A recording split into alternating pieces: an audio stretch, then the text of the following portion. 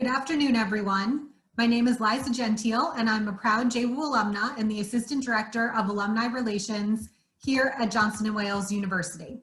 Thank you for joining us for today's session. JWU alumni share the ins and outs of managing private clubs during COVID-19. We're excited to bring this program to you and look forward to this interesting discussion related to the experiences of a few of our alumni. Before we get started, I'd like to review a few housekeeping items.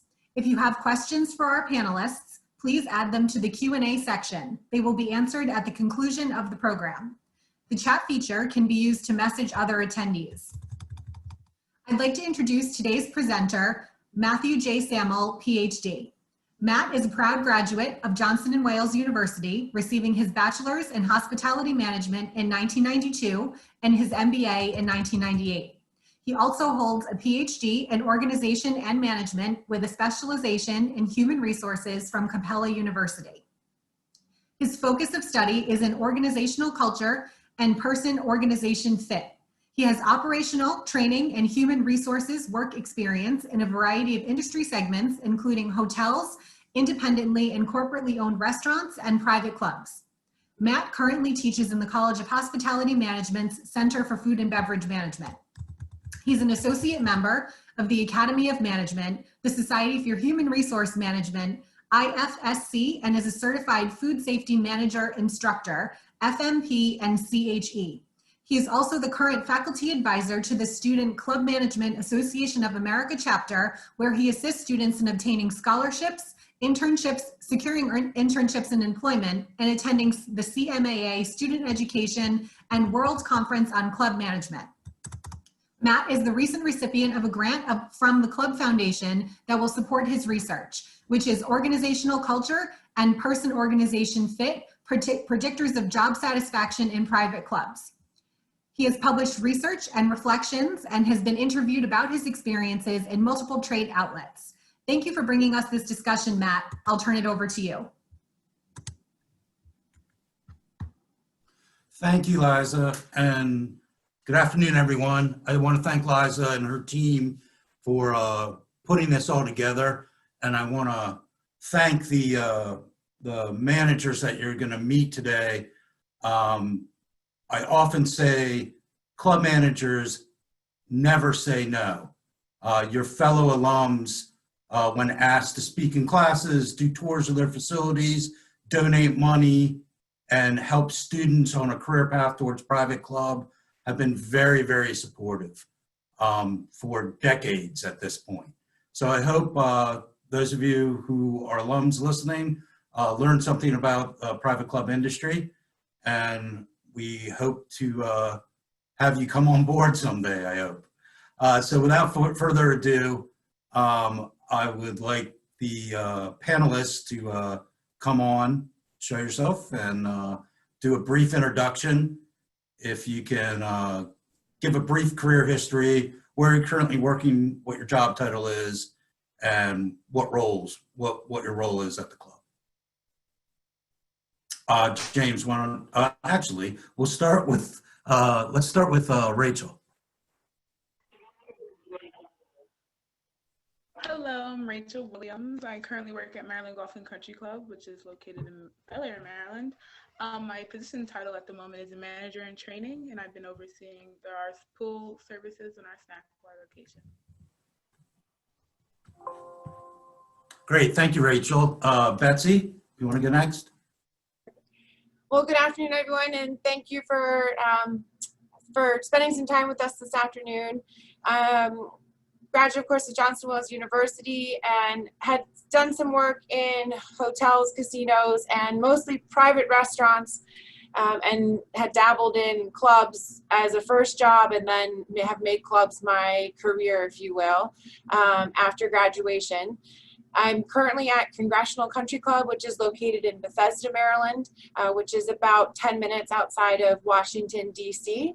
My current role is the Director of Team Member Engagement, otherwise known as Director of Human Resources, but we recognize HR is usually seen as the principal's office, and we work really hard to change that perception, change that stigma, and we do that even within our titles, but our titles remind us every day to live and breathe what we seek to be as a different team in human resources. My role, I work directly with the other division heads, with the division head structure at Congressional, supporting their initiatives, but really everything from the starting life cycle of a team member joining the organization to what we hope their departure is for great reasons, for advancement outside of the organization. And I have a great strong team of HR professionals at Congressional. We're a larger organization. We've got a team of 4 in our department that have different sectors that they work on within what might be typical HR functions, and then however we can bring that to a more innovative place within the industry. Great, Betsy. Thank you. And welcome. Why don't we go to James next? Thanks, Matt. James Reisig. I'm an 08 graduate from the Providence campus in hospitality management. I'm currently the GM COO of the Tokeneke Club. We are a small beach club located in Fairfield County in Darien, Connecticut. I oversee the day-to-day operations, managing a budget of approximately $7 million a year with a staff of about 120 in season. My role goes from anything to HR, food and beverage service, to managing recreational activities in paddle and tennis, as well as managing a full beachfront operation. Thank you, James. Welcome. Ryan, why don't you go next? Thanks, Matt. Ryan Kenny, a graduate of Johnson & Wales in 2006. I've been in clubs my entire career. Started off in Fairfield County, then Westchester County, Philadelphia. And now my home is in Boston. I'm the general manager and COO of the Dedham Country and Polo Club. I manage top line revenues of $12 million. We have over 10 different departments at the club and 165 employees in peak season. We are a year-round property and one of the oldest in the country. I'm also the student chapter liaison of Johnson & Wales in conjunction with Club Managers Association of America. I've been in that role for 2 years, and we've seen many students along the way receive scholarships from the association, and placed many of the students in clubs across the country. Thank you, Ryan. Welcome again. And last but not least, Joe Krenn. Joe? Hi, I'm Joe Krenn. I'm the CEO and General Manager of Farmington Country Club in Charlottesville, Virginia. I'm a 2000 grad. I just realized I'm one of the old guys on there. I was actually there when it was a Griffin, then it turned into Wildcat. Most of my life's been in clubs. Nobody grows up saying they want to be a club manager. It goes with anything. When you do internships and you meet people in college. When I was in college, I was a lifeguard at a country club, and the manager took me under his wing and told me that I should consider doing clubs for a living, and I got involved with the Cmaa chapter there at Johnson & Wales, and the rest is history. I've been privileged to work at some great clubs, work in some PGA Championship facilities, but then most recently, Farmington Country Club. I've been here about 8.5 years. We have 450 employees. We have overnight accommodations, golf, tennis, fitness, almost like a private resort to some degree. 2,500 members, revenues about $22 million, and currently working on a bunch of different capital projects that are up to about $22 million worth of capital projects at the moment. So got a lot going on a regular basis, and proud to be here. Great. Thanks, Joe. Welcome, everybody. So the panelists are gonna talk about a number of topics today.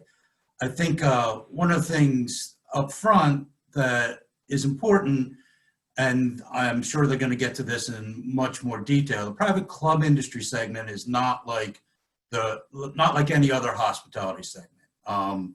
And because of its structure, and as you have met each member on the panel, they each represent a small to medium-sized business that's independent of each other. Although the parent organization, Cmaa, is the association, they operate essentially as independent businesses.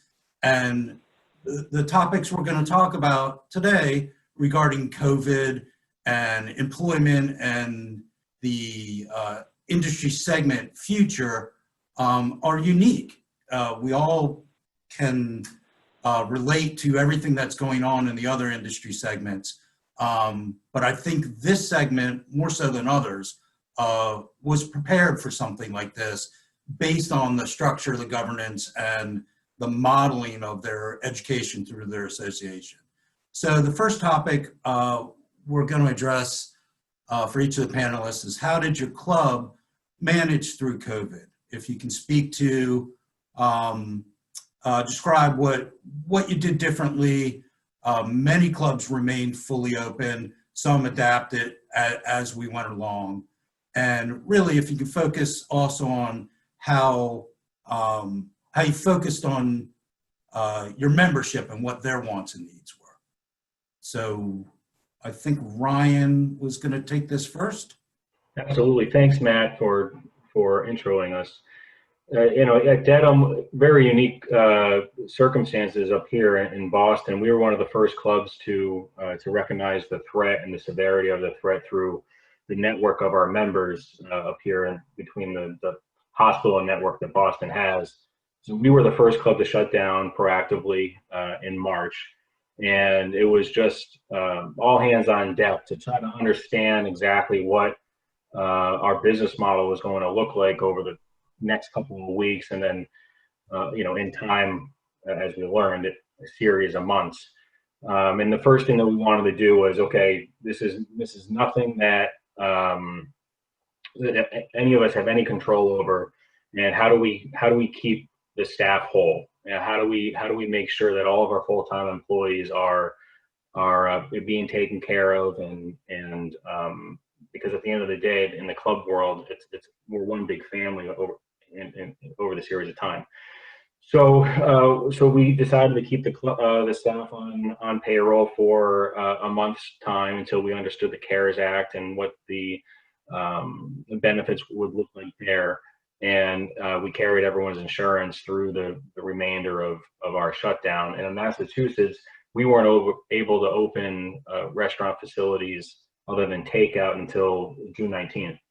But in the meantime, we knew that we had a task on hand to deliver goods to our members and to make sure that they value their membership at the club. So the focus that we had and the mantra that we carried through the course of this year was to make Dedham the safe place, make Dedham the haven for our members to come out and dine and in a repetitive way and in a trusting way.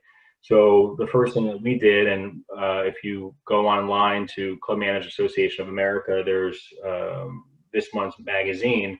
We're featured in the second to last page or so of that periodical of what we did. And the team brainstormed. We developed a beer garden concept. We were able to add over 120 seats to the 100 that we already had outside, so we can consistently have multiples of hundreds outside dining on a nightly basis. And what we've seen from that is not only member satisfaction go up, but trust go up.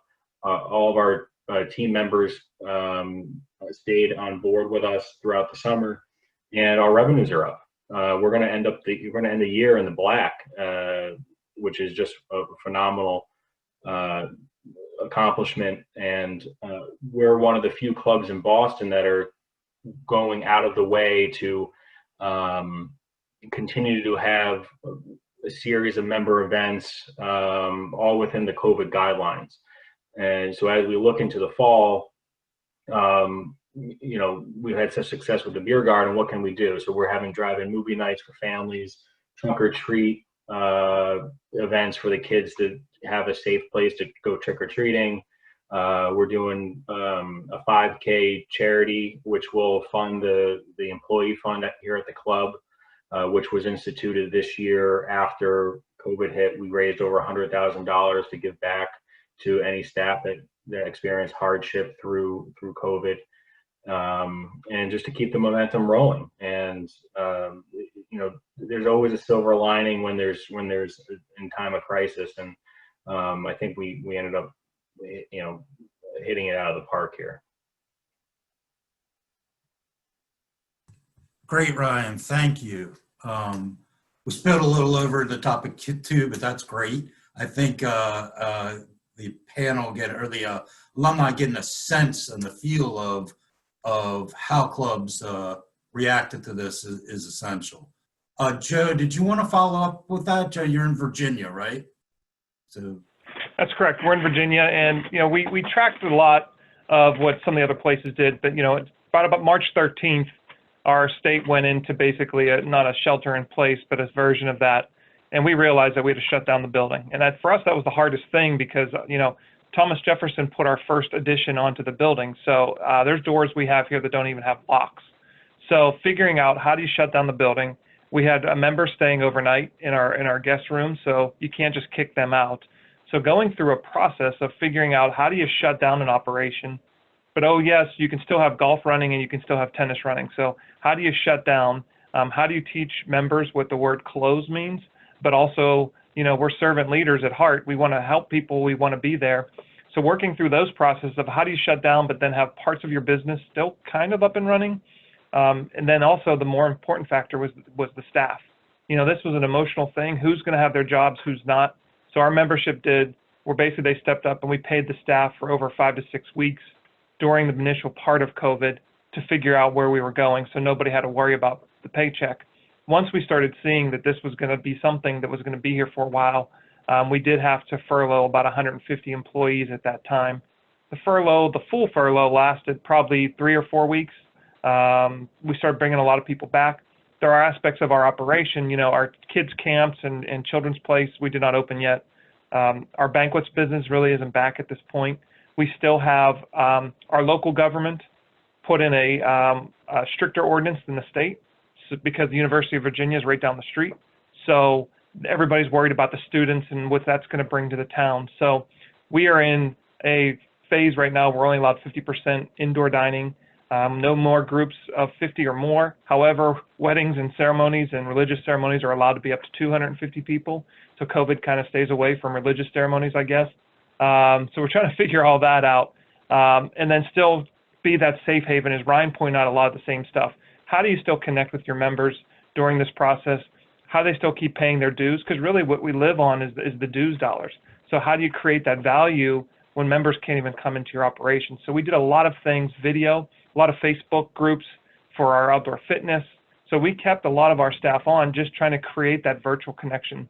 And then to-go program. Our to-go program has gone gangbusters. We've always had a strong program, but it's even stronger now. And we have a food truck. So we were able to create an experience outside for members to drive up and get food from our food truck. Again, just trying to find ways to create that connection. that's great, Joe. Thank you. Betsy, you're located in Washington, D.C., in the D.C. corridor. And I know their restrictions were a little different too and changing. Sure. Similar to Joe, our county has been tighter than our state, but there started to be partial close downs in operations in middle of March with a full stay-at-home order that took place at the end of March. And then what was interesting about Maryland and how their phasing system worked and unique to the club industry is that they actually opened up recreational golf and outdoor recreation before anything else. And so that created an interesting atmosphere for us. While we are part of the hospitality sector, the fact that there are so many different components at a country club that are not more traditional hospitality with rooms and food and beverage, it has really helped to positively insulate the club industry to be able to remain open and provide jobs. But stepping back, we usually have about 450 team members, close to 500 in season. Fortunately, the silver lining is that COVID hit prior to seasonal hires. So I think a lot of us were able to pause our hire counts or new hires coming on board in preparation for what was not going to be a summer like we ever knew before. A unique thing that Congressional did with their team members as we saw that this was going to go on, we did have to unfortunately furlough 100 individuals, but we created what we call an on-call status where we had about 144 team members go on call. And what this was designed to do was to create paycheck stability in a time when unemployment was only about 54% in the state. And then the CARES Act came out and people found out that they could make more money on unemployment than even what we were offering, which was 67% of their wages to stay at home. So we were trying to design a program that was better than unemployment, but not 100% pay, because that wasn't something the club could do long term, given that we were closed. What was really fascinating, and I think speaks to the culture of so many clubs, is we offered team members at no penalty to go ahead and self-select furlough so that they could collect more money on unemployment, maintain their benefits, maintain that they were originally an on-call status change, and only less than 5% of our team member population chose that option. Many team members were giving up upwards of $400 to $600 additional a week from what they were earning from the club that they could get on unemployment, because the connection, we heard a lot of feedback, the connection, I just want to still be connected to Congressional and earning a paycheck, earning something from Congressional. I can count on the club. I can count on that check coming in every 2 weeks, even if it's less than. I'm sure you all heard horror stories in some, well, maybe not every state, but Maryland absolutely had its challenges with the new unemployment and getting the CARES Act passed through. So that was really neat, a testament to what we felt our culture and our engagement levels at the club, of how team members really just wanted to stay connected throughout this entire process. To Joe's point too, on how do you close a club that the doors are really never locked, we do have a security booth at our club that usually serves as a liaison or a checkpoint to assist members coming through. But that was really fascinating. Members, we were on a stay-home shutdown order, and members were like, I just want to drive. Can I please just drive through the parking lot? I promise I won't get out of my car. I just want to drive around. I miss the club. So some, certainly many challenges that came with a shutdown order and loss of revenue and changes that you needed to make with the team, but really some neat things that we saw from the team member engagement to the member engagement during that entire shutdown and change in operations. Thank you, Betsy. That was great. Sorry, I had a little, I think I was off for a second. Who do we have? Oh, Rachel. So Rachel's very humble. Rachel's a recent grad, just graduated last year. She is also the outgoing president of the student chapter and did an internship at the club she currently works at. So she's brandy new. It's an interesting perspective, and throw in a global pandemic, and I'd like to hear what Rachel has to say of her first few months in the industry. Thank you, Professor. But it was very interesting. I didn't join Maryland until the more like the middle of quarantine and their shelter in place. So I wasn't there for the beginning, and I didn't quite help them through the beginning, but I did hear a lot from them. And I got to hear how they were able to transfer over to takeout and to still make sure the members got everything they wanted out of their membership, even though we were during some difficult times. But it was interesting to see going back how they were preparing to start to open up. And it was just different things that all started to take place. The to-go still happened for a little bit for the members who were still wary of it before anything opened up. We still had curbside pickup. So it was interesting to see that take place. And it was very interesting to see, as Betsy said, golf recreationals were open before dining was. So it's interesting to see how we applied that, still had a lot of employees to be able to come back on payroll to get them off that unemployment if they were. And it was interesting to see how they transitioned that to having golf, but still being safe and still being courteous of what is going on at the moment. So it was a very challenging moment, change, but it was nice to see how the club transformed over and how the members took it as well. Members are very cautious, but very open to helping out employees as well. They didn't want to see certain of their staff go. So along with the ones that were furloughed, they did have themselves a CARES Act in their own bill, in their own club, where members donated to this fund and helped out any employees who were not able to go on furlough and who needed that extra care during some hard times that quarantine did provide to them.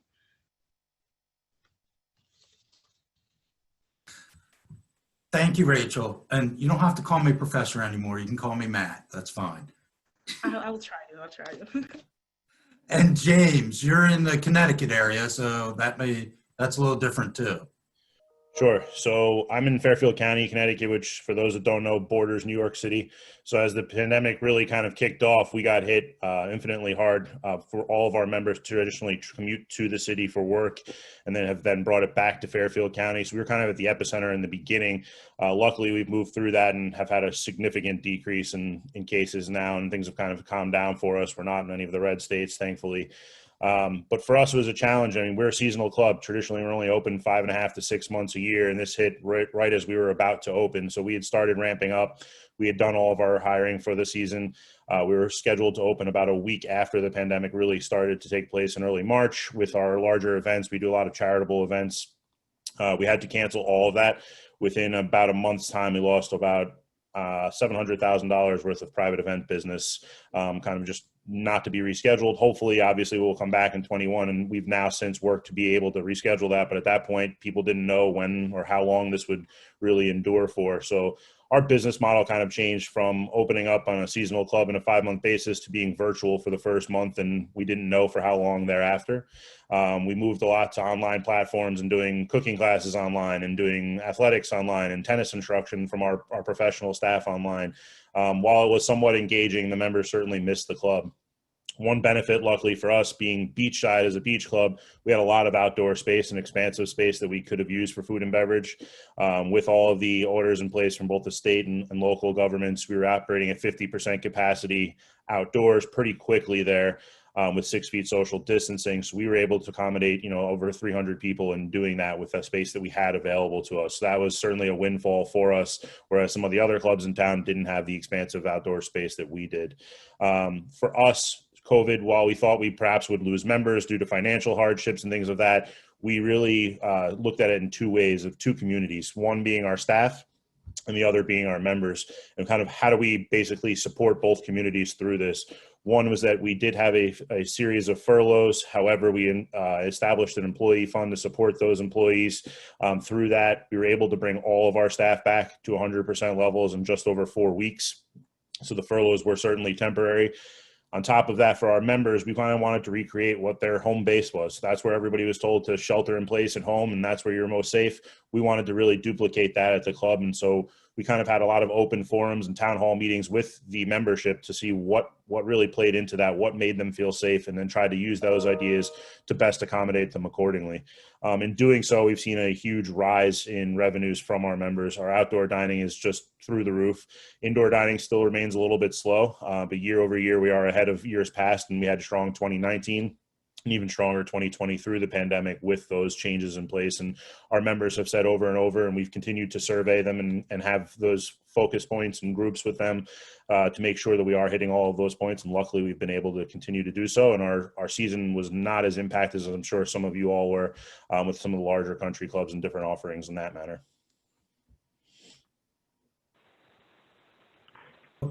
Professor Matt, if I may jump in here, as you know, I always will. I think, James and Betsy and all of them, even Ryan and Rachel kicked in, is the key to all of this was all of our clubs were facing and are facing major losses. I mean, we were looking at a $2 to possibly $2.5 million loss before that was even any kind of membership loss and things like that. But finding a way to just kind of create a community and keep members engaged was the key to all of our successes, and it still continues to be. And our members are supporting us, and they're seeing us as like that safe haven. So working through that, our brand is about quality. Our brand is about being seen as leaders or the best of the best. So how do you maintain that through the pandemic is what we've been focused on. And I think you're starting to see, as an industry, members are choosing to go to their clubs before they're going to a public facility because they don't know anybody there. They know Ray the server, they know Ryan the manager, or whatever it may be, and they know what your standards and procedures are, and they know what we've been communicating with them, so they know what we're doing. So finding ways to make them feel safe. Even there's a club in Atlanta I know that had to make an announcement that there was 80-some cases at their club. They have people lining up to join that club right now because they saw, hey, this is what happened, this is what they did, they still had golf, they still had tennis, they still had dining, and it's a safe haven. And I think we all are trying to work through that next process is how do you manage through this, keep your brand safe, communicate what you're doing for your staff and your members, but also this is an opportunity for clubs to really shine, and this is what we do.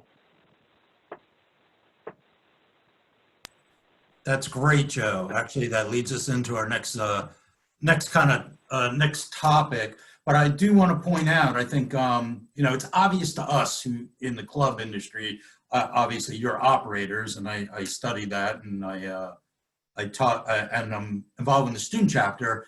You mentioned member like it's customer, and those that don't know the industry don't know that that's different. Now you have a membership, it's its own bubble. They're the people coming back and forth, so there isn't a lot of transient guests.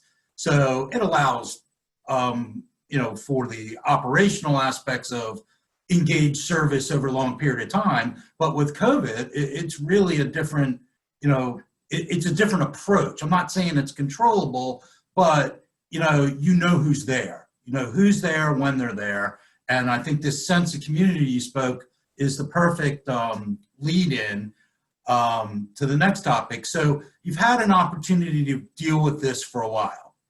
Now we are moving forward. Many of you are going to be less active in terms of your season, but more indoors. You don't have the outside to the outside part of your facilities to utilize. So moving forward, what's going to be the model, say for staffing, to be able, and for staffing for employees, and to be able to offer your membership enough activity that they're going to use the club and still feel they have value? And how do you think that's going to, Joe brought up brand. How do you think it's going to affect the brand? And then if you can speak a little bit to maybe the services that you provided before that you couldn't provide now, but the services that really resonated with your membership because you worked it out, you figured it out, you surveyed it, and it was a home run. So if we can, who wants to take that on first? Ryan. Thanks, Matt. So I alluded to it a little bit earlier, but as we look into the fall, we're a busy club. Even though we're in New England, we're a year-round facility. So we had to put together a new, a revised business model for the fall, winter, and spring. So we'll start transitioning from golf and outdoor tennis and pool to platform tennis, shooting, indoor tennis, and then when snow falls, we'll start looking into cross-country skiing, ice skating, and sledding activities. So, the question as far as how do we manage staff and what and keep them whole, the way we're designed is that our full-time staff, they're with us year-round, and we start, as the kids go back to college, we start shedding staff. And it's really just a food and beverage operation that scales back a touch.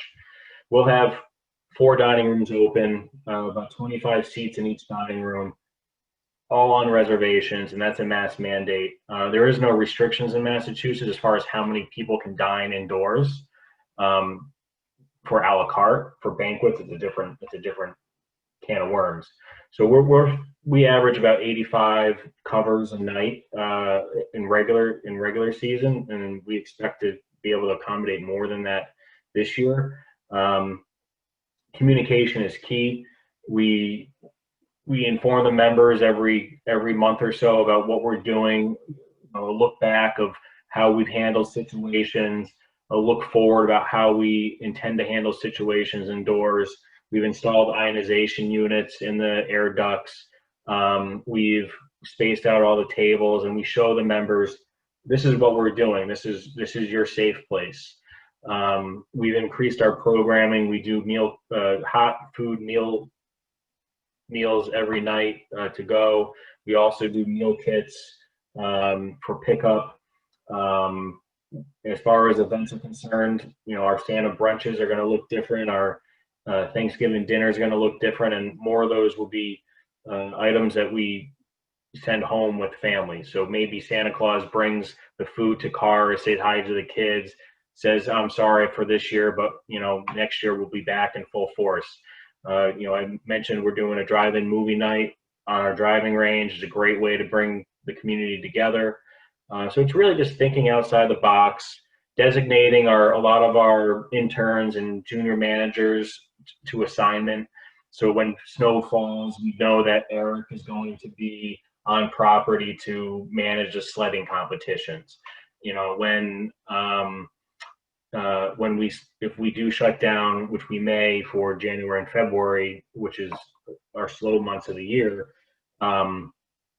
we have speaker series lined up for our members, and we join forces with other clubs so we can bring in higher profile speakers to both memberships. So it's really just communication, outside the box thinking, and building a community and culture to just get us through this hard time, to get a better result at the end.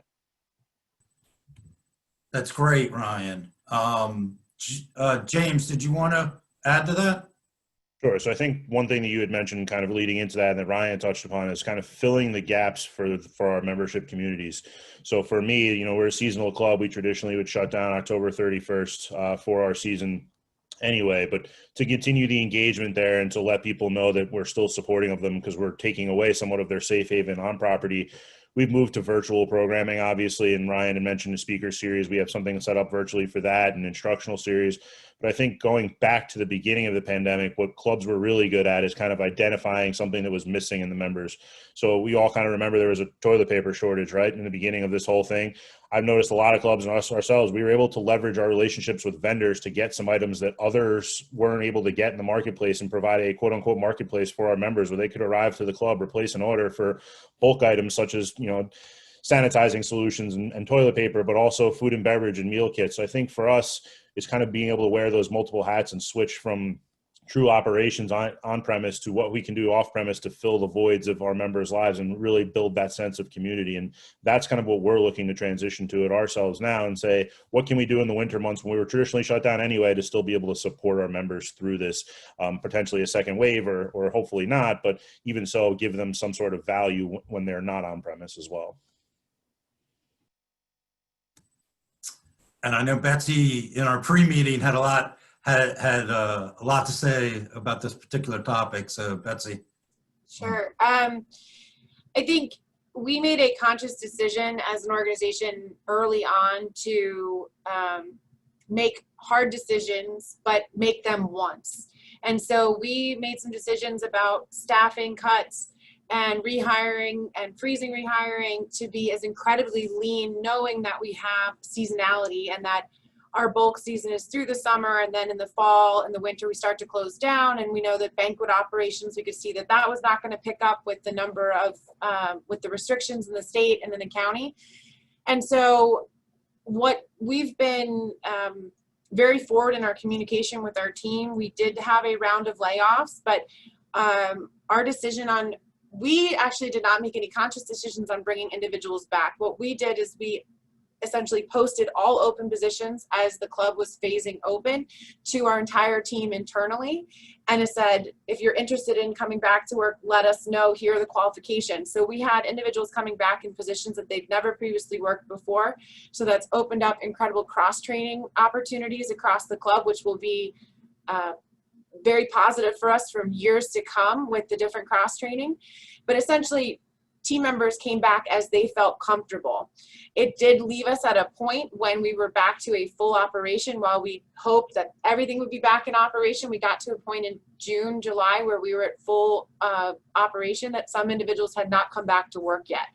And so we did have to part ways with some, but what those tough decisions did is it put us in a situation where we are such a lean staffing model right now that as we go into the winter months, we know exactly how many hours we're going to have available for the team from what they currently work to what they will have available. And we've been forward in our communication to say, you know, minus another major catastrophe or something, you know, out of our control taking place, there will not be any additional layoffs at Congressional, and it just means that we use the word we, but this is a time not to say we. I'm in a position where I don't have to worry about how many hours I have on the schedule.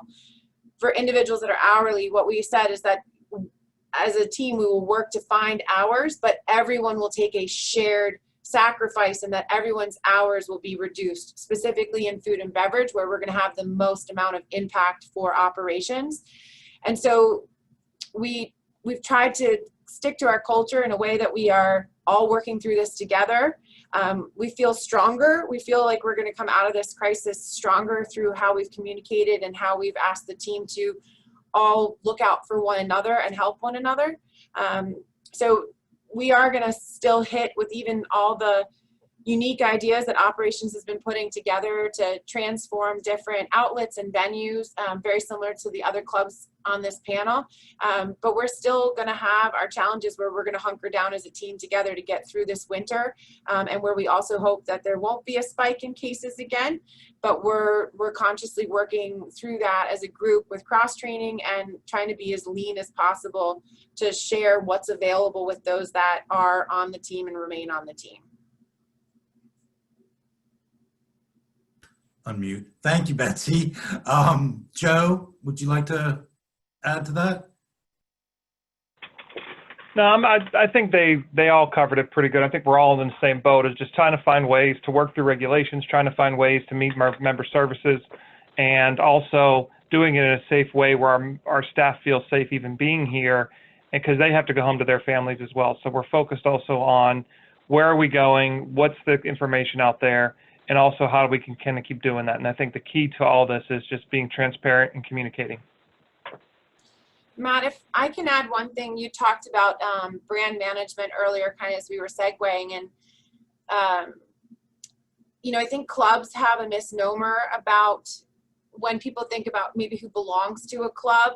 There's a misnomer about what it means to work at a club and the clientele, and or this perception that clubs have endless amounts of money.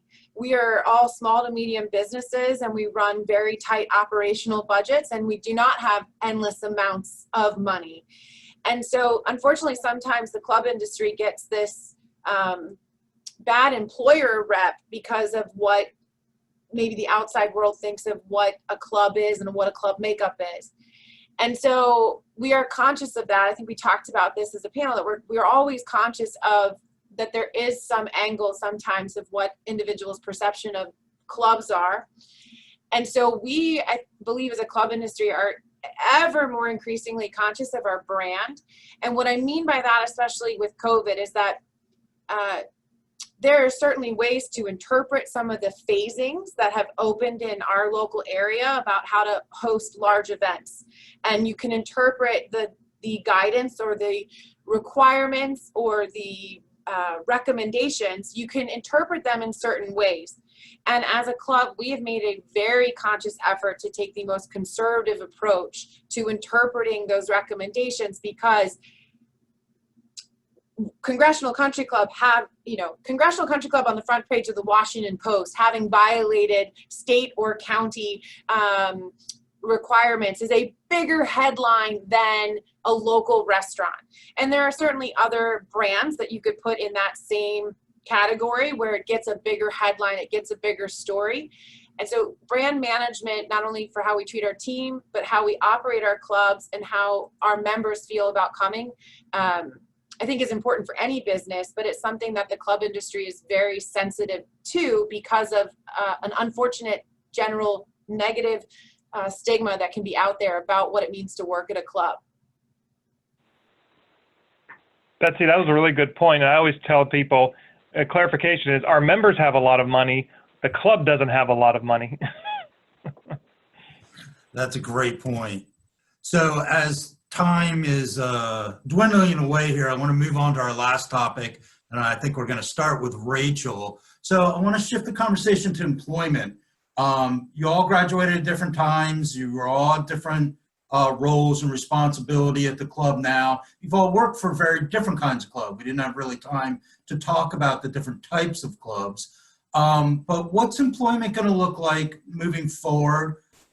what's your advice for students and alums, especially alums who may have been, let's say, in a food and beverage or culinary role, transitioning from hotel to restaurant into club? What are you thinking in terms of hiring moving forward? So let's start with Rachel on that one. I believe hiring moving forward is going to be the same that the clubs have been going through. They all have been looking for hospitality students in almost all majors around.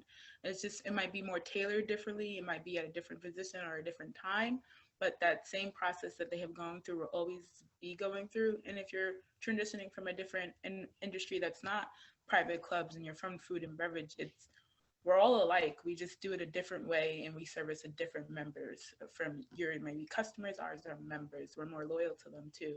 But we're all in the same pathway at the end of the day to create this value for them. So we're going to be, I would say, to just go out there, make the connection, start knocking on doors and seeing who answers them. It may not be the position you're looking for, it may not be the title you were going for, but it might be worked into that and it might create something else that they didn't know they needed, but that club sees the value from it. It might start transitioning to it as well. And don't be afraid to do it as well, because at first you might feel weary or it's a different environment to walk into, but it's all a family-like environment. All clubs and memberships are all want to have one big point at the end of the day to both amend to. So I feel like if you just go out there and look, the clubs are going to answer your doors. The clubs answered my doors. A lot of alum that I graduated with, you know, going into hotels and restaurants, they did not end up on the right position. Their jobs were like, they had a position in September, but no longer have one now. So they were reaching out to me and saying, I remember you talking about private clubs. What is that? And you're still at a job? I'm like, yeah, it's a different type of structure, but we still were able to make through the quarantine. And that's why they're looking to this industry more, trying to figure out how they were able to maintain it and how I can get into it. So just knock on that door. That was an awesome answer, Rachel. Just awesome. James, you want to? Yeah, sure. That? So I think the big thing to touch on for anybody that's considering clubs as a employment opportunity is that first, we have a lot of diversity within the clubs. There's positions available in food and beverage, in potentially overnight rooms at clubs like Joe has. There's city clubs and athletic clubs. So you can be in athletics, you can be in accounting, you can be in membership, marketing, technology. We offer a vast variety of opportunities there. I think the next thing you really need to be cognizant of is that we preach community, right? And it's not just for our members, but it's for our staff. Every one of the panelists up here mentioned that at some point we all addressed that need with our staff to make sure that A, they were safe, B, they were supported, and C, that we had employment opportunities or at least financial ability to support them through this. Unfortunately, for a lot of other business models in the hospitality industry, such as hotels and restaurants, they weren't able to do so well. They may have wanted to. They didn't have the funds or they didn't have the support from their clientele as we do with members. So you are supported in this industry. You are part of a larger family and community. And for that, I think that goes a long way for those individuals that, you know, when crisis does hit, you know that you're going to be supported and you are going to be cared for as part of that community, an active part of your family and team. Whereas unfortunately in other parts of the industry, that may not be the case. And I think the last part is just investment.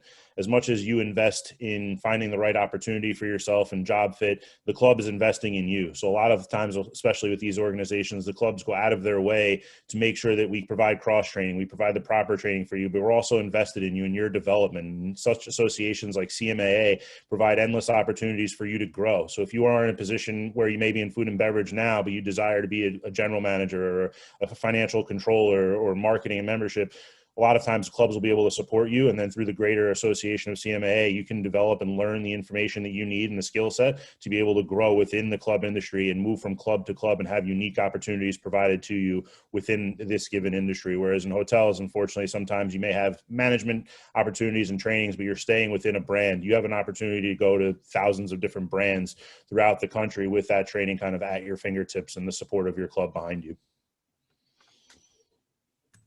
Great, James. Also, a unique aspect of the Cmaa, continued education and scholarship to pay for that for their managers, topic for another time. But Betsy, if you could, since you are in the team engagement business, Can you speak to if an alum was they're changing careers to come to private clubs and they want to work on the resume and highlight skill sets? What are club managers looking for from somebody out of one of the other industry segments? What should they be highlighting? Sure. Mine is a real true desire to provide customer service and, you know, beyond that of what you may provide in other sectors of the hospitality industry, because our customers don't leave. They are back weekend after weekend. So that is probably more or less one of the only unique factors, I believe, from the rest of the hospitality industry or even communications IT, is that our customers are repeat customers. Every customer is a repeat customer. So outside of that, which creates the most unique opportunity, there's really not much difference, I would say, other than this crisis has created an opportunity for clubs to shine in a way that those of us that are on this panel that have worked for clubs for many, many years, why we stay in clubs, why we love clubs, and why we've talked about why we love clubs.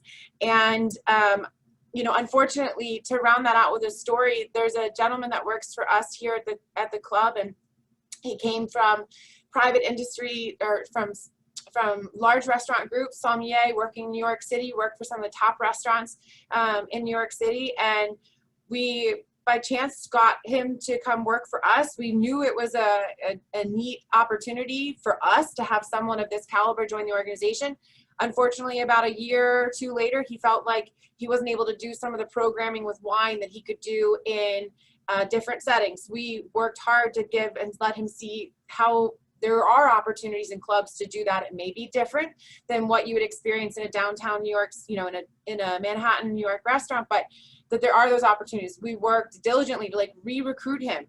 Fortunately, he stayed, but it was a trying time. And then fast forward 1 year later and COVID hit. And he's back, he's at work at the club, and he has come forward to say, man, am I grateful that I stuck it out and I heeded the advice that clubs do have opportunities, endless opportunities. It's what you make of it. And he's like, I cannot express how genuinely happy I am that I did not make the decision to go back to New York City, because Betsy, I can't tell you how many phone calls I'm getting from other individuals in the industry that are saying, how do I get into a club? How do I get my foot in the door in a club? I understand now what you've been talking about. It was a humbling moment for us for how hard we worked to continuously recruit him and that he chose to stay, but it was also a sad moment just to think about how many people, especially in the hospitality industry, are without jobs right now, and just humbling that our members are so incredible, and just what clubs can offer, from stability to different sectors, and how we are staying strong throughout this. So humbling, but I wouldn't say there's much to put differently on your resume. We've been trying to recruit from just about any industry where we look at talents and abilities and skill sets, any one of these clubs, and we are interested, and we just want to continue to share how awesome we think clubs are. And we hope that you've learned more about club industry today and give us a chance to think about joining the industry. We promise you probably won't leave after you've joined, and you've kind of come to the bright side. Hey, Matt, I'd just like to say one thing here that I think that the audience should know. And, you know, there's 3,500 plus clubs in this country, but most of the clubs in this country are single entities. We are a cottage industry. We work alongside and underneath the umbrella of Cmaa. And everyone on this call as panelists, we're all peers with one another, and we work with one another anytime that we have any challenges. And I say that because since we are cottage and we do focus just on one property for the most part of the time, if you are working in the hotel sector or corporate restaurant sector, you almost have a leg up in a lot of regard to a lot of other individuals within the club industry, because you have corporate experience and a level of HR training that just doesn't come with the territory for most clubs. On the call, we have two clubs that are very large. It's some of the largest in the entire country, and then but most of the clubs in the country are medium sized that don't have that structure. So whereas Betsy and Joe have an HR department, a communications department, a membership department, a club of my size, and my club is on a relatively large scale. We're $12 million top line. I don't have HR. I don't have membership. I don't have communications. And I would guess that James does not either. And a lot of those responsibilities fall under us. So by being able to recruit someone that has experience in that world is a huge heads up. And I know for one, in both my last jobs, I've recruited from the steakhouse sector of the hospitality business for our clubhouse managers, and it's a very easy transition and a better quality of life. Thanks for adding that, Ryan. Liz is giving me the red light. We have, or Liza, I'm sorry. Liza's giving me the red light. We have nearly 40 participants, so we want to roll into the Q&A. Joe, we're going to come right to you for the first couple of questions. So I want to personally thank all of you for taking time out of your day. And, you know, you're the core group, and I know we've been working on this for a long time to get an opportunity to create club awareness within our own organization of JWU. So I appreciate your time, and I'm looking forward to the value you're going to add to these questions that we're having. So at this point, I want to give it back to, hand it back off to Liza. Thank you again for putting this together, Liza. Great job. Thanks, Matt. So if any of our attendees have any questions, please type them into the Q&A and I will ask them of the panelists. So the first question we have, are there specific activities or policies that your club has implemented during the pandemic that you'll continue to uphold even after it's over? Joe, we'll go to you for this one. I would think it's just the heightened sense of cleanliness, the heightened sense of communicating all of our policies and procedures. I think that's going to continue on through this. You know, the social distancing piece will make us all aware of it, but really finding out and communicating with our members, I think, is going to be the big piece. You know, golf is golf, tennis is tennis. You know, overnight rooms, hotels are doing the same thing. We're not cleaning guest rooms at night. After each night of stay. Stuff like that, I think levels of service will come back. But I just think this sense of community and showing our level of care will stay with us going forward. And then more the virtual side of it. Clubs are usually lagging, as it was mentioned earlier, what Ryan just mentioned. There's not a lot of support staff in some areas for clubs, and clubs had to find out a way to get more virtual, to become more technologically savvy. And I think that definitely is going to carry forward with us going forward. Thanks. Another question for the group, is CMAA membership required in order to look for director positions in private clubs? Absolutely not. Most clubs will support your efforts and pay for your education and participation in CMAA. Great, thank you. And this one is really for any of you. What were some challenges, both predicted and unforeseen, that you faced when you began indoor banquets? Are any of you back to that point? So in Boston, Massachusetts, banquets are limited to 10 people per 1,000 square feet indoors and a maximum of 50 people outdoors. And that won't be lifted until we're into phase 4. Which is when a vaccine will be distributed. So a big challenge for us here in Connecticut is that you can't have any walk-up bar service and you can't have any buffets or stations. So changing the business model of walking around and having individualized plates that you're having a waiter hand to somebody for hors d'oeuvres and having to take everything through cocktail service makes it a little bit more challenging in the staffing model and being able to execute those events regardless of size. So that was something that was challenging for us. I would say our biggest challenge with banquets is, again, we were limited in size and scope, but really it comes down to the perception of having the event right now is what we're managing through. You know, legally we're allowed to do it. We're contractually obligated to do it, but there's still some members who feel we should not be having these events because we're bringing strangers into our bubble, right? So working through the banquet events and really finding out ways to highlight or even visually show how we're keeping the social distance, how we have signs up, staff in masks, really trying to go above and beyond to show the level of care. But I think that's our biggest challenge right now is while you're allowed to do it, certain people are very scared right now. Certain people think we should have all the doors open and this is all, this is all for naught. So finding that level, that in the middle, that everybody's comfortable with it and our staff actually working the event, I think is our biggest challenge. It's going to be our biggest challenge till we get through and there's a vaccine and all these other pieces. Rachel, do you have anything to add to that? Oh, I wanted to add on to that. It's definitely a challenge doing with social distancing as well. We've had a couple of banquet events where it's only half capacity, so we can only have under 100 people available there. So it's dealing with having guests keep their mask on for food service, and if they were to approach the bar, we are plexiglass safe.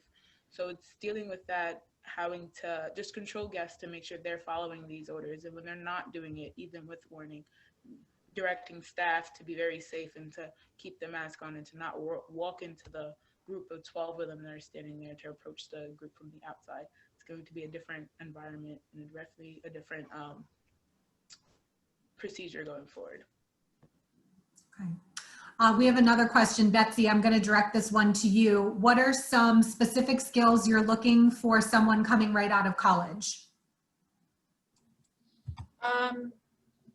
And I guess it depends on the position, but a service attitude, hardworking attitude, attention to detail, how we really break into a few buckets: a drive to want to be your very best every day, a drive to work hard to achieve what it is that success looks like to you and the organization, how you get along well with others, play well with others, and how you're continuously seeking to learn. So I think, coming out of college, it would depend on the position, and really it's more about characteristics, attitude, and abilities necessarily than skill sets, because I think there's an expectation there that skills you can learn. So it's really about fine-tuning your approach, your self-awareness, how you work with others, and how you accept feedback to continuously learn. That's going to set up for a longer success in any position at an organization, rather than specific hard skills. I echo Betsy's comments there. And as the student chapter liaison, I work with a lot of students as they segue into the workforce. And it's a great accomplishment to graduate school, and it's a great accomplishment to get your first job. And I would just encourage you, if you are graduating, to just give it time. When you get your first job, listen to your managers and your mentors, and just do what's asked of you, and just know that after some hard work, dividends will be rewarded to you, and you will see a rise in ranks very quickly. And I think that's an attribute that happens in clubs more so than other sectors, where you can rise the ranks quickly. And there's a case, actually almost every single one of us on this call is a case to that. We're all relatively young, and we've been very successful within this industry. Great, thank you all. That's all of the questions we have from our alumni. So I will just wrap it up. And Matt, thank you so much. Thank you to our panelists for such an informative and interesting discussion. I'd also like to recognize Ryan Kenny, class of 2007, and the Dedham Country and Polo Club. Last month, Ryan and his club made a generous donation to Johnson & Wales, which covered the membership dues for 10 students joining the Club Managers Association of America's student chapter. Thank you so much, Ryan. This is a wonderful example of how alumni generosity has a direct and immediate impact on the students following in your footsteps. But you don't have to make a large donation to make a difference. When we each contribute what we can, our gifts add up and our collective impact is significant. That's the power of the JWU Alumni Network. We know times are still tough for many of our alumni, especially those in the hospitality industry. Our students and their families are also facing many of the same challenges. If you're in a position to give back today, please make a gift of any amount directly to the College of Hospitality Management in Providence. We've shared a link in the chat window for your convenience. We're in this together and we'll get through this together. That is the Wildcat way. Thank you in advance for your generosity. We sincerely hope that you've enjoyed today's session. JWU alumni share the ins and outs of managing a private club during COVID-19, part of the JWU Connects family of programming. Through JWU Connects, alumni can engage in informative and interesting discussions related to professional development topics, as well as opportunities for networking and connection with fellow classmates and faculty. For the full listing of upcoming events, please visit the events calendar at alumni.jwu.edu. We appreciate your attendance and wish you a wonderful rest of your day.